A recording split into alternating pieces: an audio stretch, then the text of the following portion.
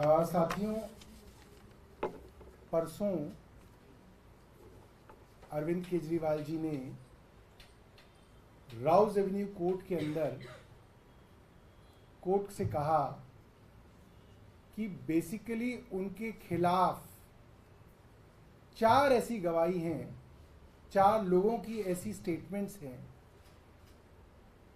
जिनके ऊपर भरोसा करके ईडी ने उनको गिरफ्तार किया है। और कोर्ट से उन्होंने पूछा, क्या इस तरीके की 4 स्टेटमेंट्स पर्याप्त हैं कि आप एक सिटिंग चीफ मिनिस्टर को गिरफ्तार कर लें? और उन्होंने 4 स्टेटमेंट्स के बारे में पूरी तरह से विस्तार से कोर्ट में बताया। एक स्टेटमेंट शरत रेड्डी के विषय में है और शरत रेड्डी की पिता की जो कंपनी है औरोबिंदो फार्मा और उनकी सब्सिडियरी ने किस तरीके से मनी लॉन्ड्रिंग में गिरफ्तार होने के बाद 55 करोड़ रुपए दिए, ये हमने आपको बताया। आज हम शरत रेड्डी के बाद 2 और गवाहों के विषय में आपको बताएंगे और बताएंगे कि उनकी गवाही किस तरीके से ईडी ने ली है और किस तरीके से ये पूरा का पूरा केस एक फ्रॉड पर आधारित है, एक एक्सटॉर्शन रैकेट पर आधारित है। मैं बात कर रहा हूं मगुंटा श्रीनिवासुलु रेड्डी एमएसआर के विषय में और उनके बेटे राघव मुगुंटा के विषय में।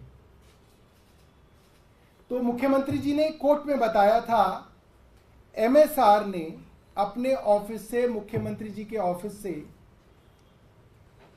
अपॉइंटमेंट मांगी कि मैं एक मुख्यमंत्री से एक सांसद के तौर पे मिलना चाहता हूं। 10 दिन बाद उनको अपॉइंटमेंट मिली।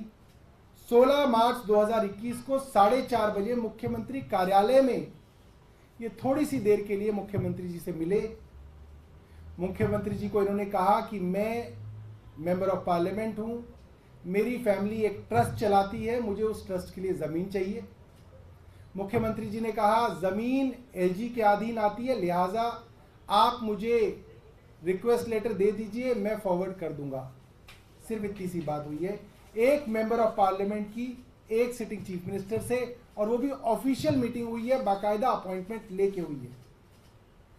इसके बाद ये मामला दर्ज किया जाता है और 16 सितंबर 2022 को इनके यहाँ छापा पड़ता है, इनके ठिकानों पे छापा पड़ता है।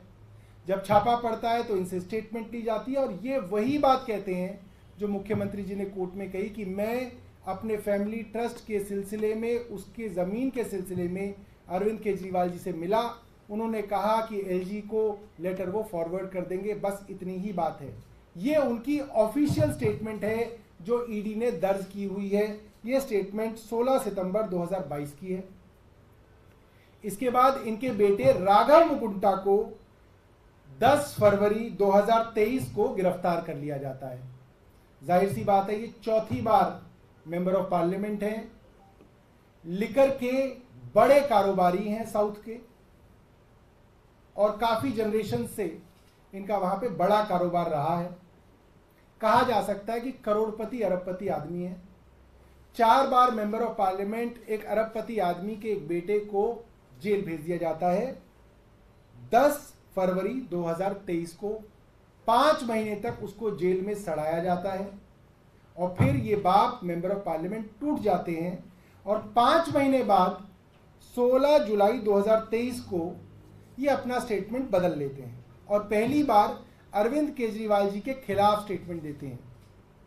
जब ये 16 जुलाई को स्टेटमेंट अरविंद जी के खिलाफ देते हैं तो 18 जुलाई को इनके बेटे की बेल हो जाती है, वो छूट जाता है और फिर वो 3 अक्टूबर 2023 को वो सरकारी गवाह बनके अपना माफीनामा ले लेता है।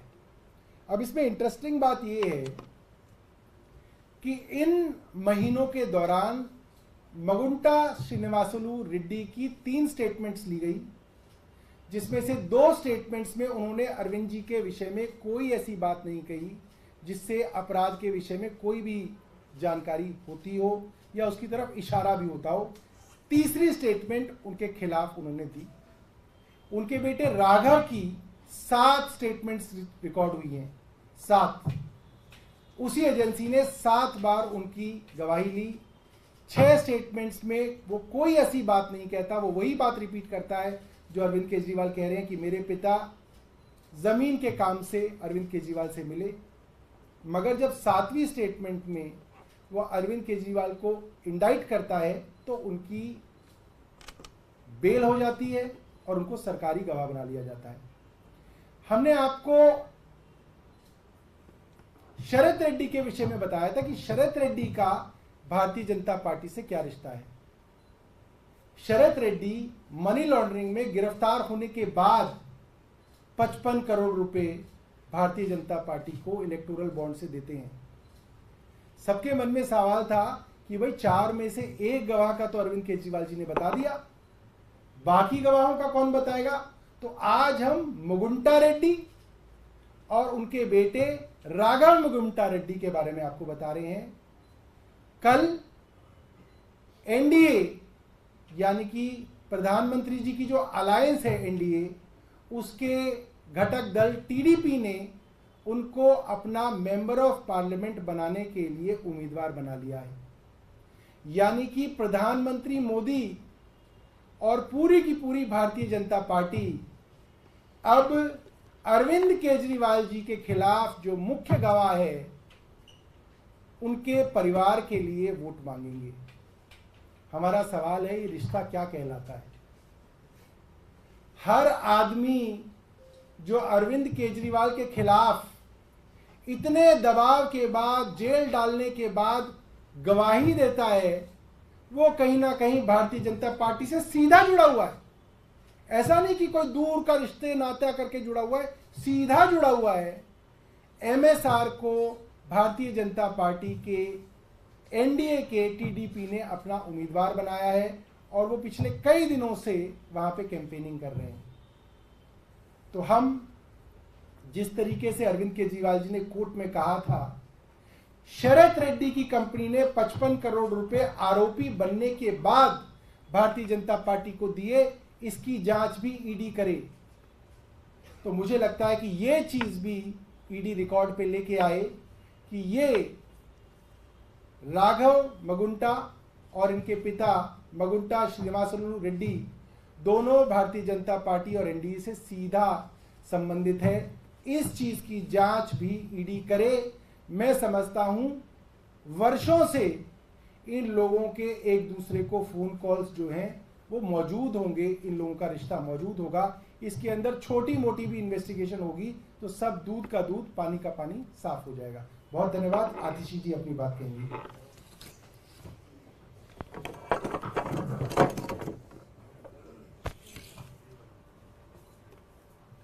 जैसा कि राउज एवेन्यू कोर्ट में अरविंद केजरीवाल जी ने बताया कि उनकी गिरफ्तारी 4 बयान के आधार पर हुई, मात्र 4 बयान, जिसमें से पहला बयान सी अरविंद का, जो तब सचिव थे, सेक्रेटरी थे मनीष सिसोदिया जी के, जिनका बयान मात्र इतना है कि उनको सीएम रेजिडेंस में एक्साइज पॉलिसी से जुड़े हुए कुछ कागज पकड़ाए।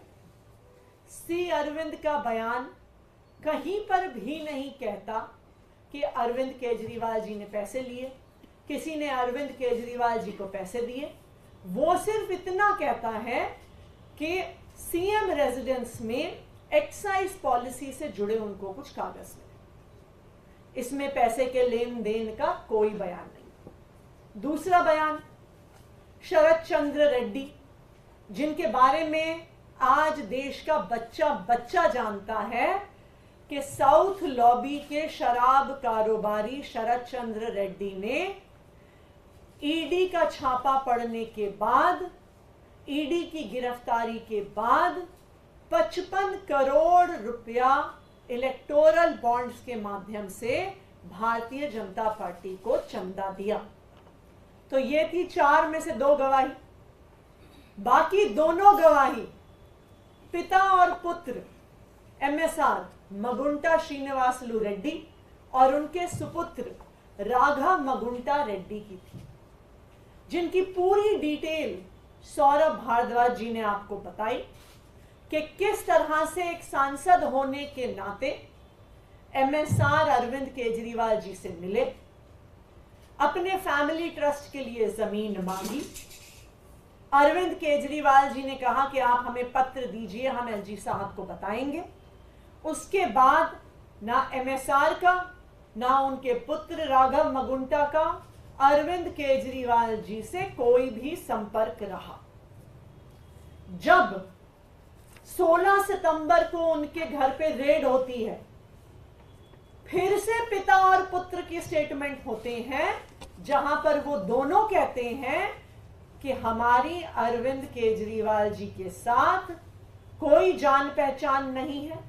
मात्र उनके पिताजी MSR एक बार अरविंद केजरीवाल जी से मिले, फैमिली ट्रस्ट की जमीन के लिए मिले। लेकिन ईडी को इससे संतुष्टि थोड़ी होती है। जब तक ईडी को अरविंद केजरीवाल के खिलाफ स्टेटमेंट नहीं मिलती, जब तक भारतीय जनता पार्टी को अरविंद केजरीवाल के खिलाफ स्टेटमेंट नहीं मिलती, वो इस केस के हर गवाह को प्रताड़ित करते रहते हैं। और इसी प्रताड़ना के तहत राघव मगुंटा को गिरफ्तार कर लिया जाता है 10 फरवरी को। 10 फरवरी के बाद भी राघव मगुंटा के पिताजी MSR इस बात पे कायम रहते हैं कि उनकी अरविंद केजरीवाल जी से एक्साइज पॉलिसी पर कोई बात नहीं हुई। राघव मगुंटा रेड्डी के भी बार बार बयान होते हैं, वो भी इस बात पर कायम रहता है कि उसका अरविंद केजरीवाल से एक्साइज पॉलिसी पर उनकी कोई बात नहीं हुई। लेकिन 5 महीने जब राघव मगुंटा रेड्डी जेल में रहता है, तो राघव मगुंटा रेड्डी भी टूट जाता है, उसके पिता मगुंटा श्रीनिवासलू रेड्डी भी टूट जाते हैं। वो अपना बयान पलटते हैं।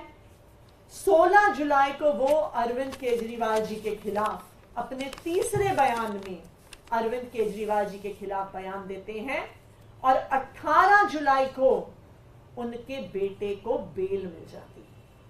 ये सारा सीक्वेंस ये दिखा रहा है कि जब तक अरविंद केजरीवाल के खिलाफ बयान नहीं आता, हर गवाह पर दबाव बनाया जाता है, उसको प्रताड़ित किया जाता है। जैसे ही अरविंद केजरीवाल के खिलाफ बयान आता है, गवाही बंद हो जाती है, बयान लेना बंद हो जाता है और अरविंद केजरीवाल के खिलाफ के बयान को ईडी अपनी इन्वेस्टिगेशन में दर्ज कर लेती है। और अब जिस तरह से शरद रेड्डी का और भारतीय जनता पार्टी के रिश्ते का खुलासा हुआ इलेक्टोरल बॉन्ड्स की स्टेटमेंट बाहर आने के बाद, फरवरी 28 को राघव मगुंटा और मगुंटा श्रीनिवासलू रेड्डी का भी भारतीय जनता पार्टी से क्या रिश्ता है वो सामने आ गया। 28 फरवरी को दोनों पिता और पुत्र ने TDP, जो भारतीय जनता पार्टी का एलाई है, जो NDA का घटक दल है, 28 फरवरी को MSR और उनके सपुत्र राघव मगुंटा TDP ज्वाइन कर लेते हैं।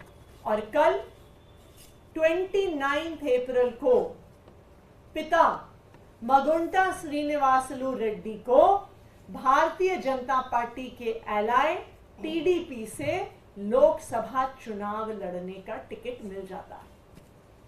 तो जिस साउथ लॉबी की बात हम पिछले 2 साल से भारतीय जनता पार्टी की प्रेस कॉन्फ्रेंस में सुन रहे हैं, ईडी द्वारा प्लांटेड खबरों में सुन रहे हैं, ईडी की वकीलों की दलीलों में सुन रहे हैं, उस साउथ लॉबी का रिश्ता साफ साफ भारतीय जनता पार्टी से है। साउथ लॉबी का एक महत्वपूर्ण व्यक्ति शरद चंद्र रेड्डी भारतीय जनता पार्टी को 55 करोड़ रुपए चंदा देता है और साउथ लॉबी के एक महत्वपूर्ण शराब कारोबारी मगुंटा श्रीनिवासलू रेड्डी और उनका बेटा राघव मगुंटा बीजेपी के LITDP में शामिल होते हैं और NDA की टिकट से लोकसभा का चुनाव लड़ते हैं, तो साउथ लॉबी का, शराब कारोबारियों का सीधा सीधा रिश्ता भारतीय जनता पार्टी से है।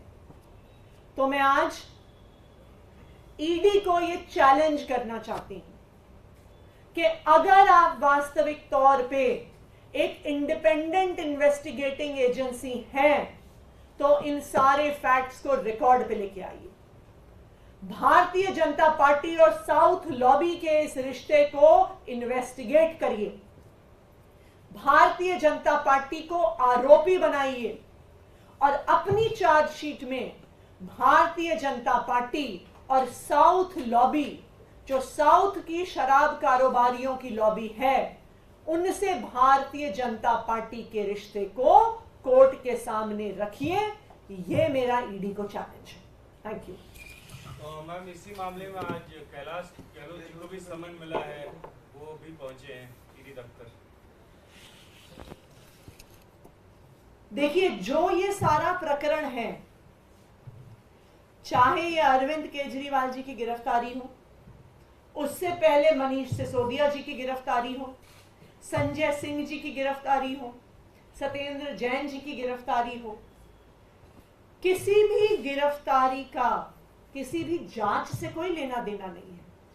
अगर जांच से लेना देना होता तो आज जांच भारतीय जनता पार्टी की हो रही होती, क्योंकि साउथ लॉबी की शराब कारोबारियों का सीधा लेना देना भारतीय जनता पार्टी से।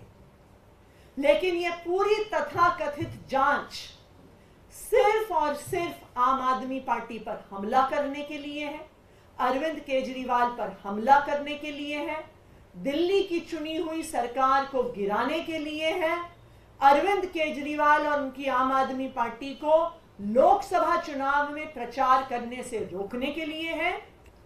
आज कैलाश गहलोत जी को बुलाया है, क्या पता कल मुझे बुलाएं, परसों सौरभ जी को बुलाएं, उसके बाद एक एक करके आम आदमी पार्टी के हर नेता, हर विधायक, हर कार्यकर्ता पर झूठे आरोप लगाकर उनको समन भी करेंगे, उनके घर रेड भी करेंगे, उनको गिरफ्तार भी करेंगे।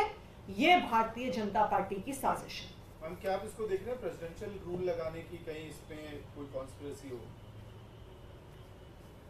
जो ये पूरा घटनाक्रम है, जिस तरीके से अरविंद केजरीवाल जी को गिरफ्तार किया गया है, ये दिल्ली की चुनी हुई सरकार को गिराने की एक साजिश है। प्रधानमंत्री नरेंद्र मोदी जी ने, उनकी पार्टी भारतीय जनता पार्टी ने ये देख लिया है कि वो कितनी भी कोशिश कर लें, वो दिल्ली में अरविंद केजरीवाल को हरा नहीं सकते।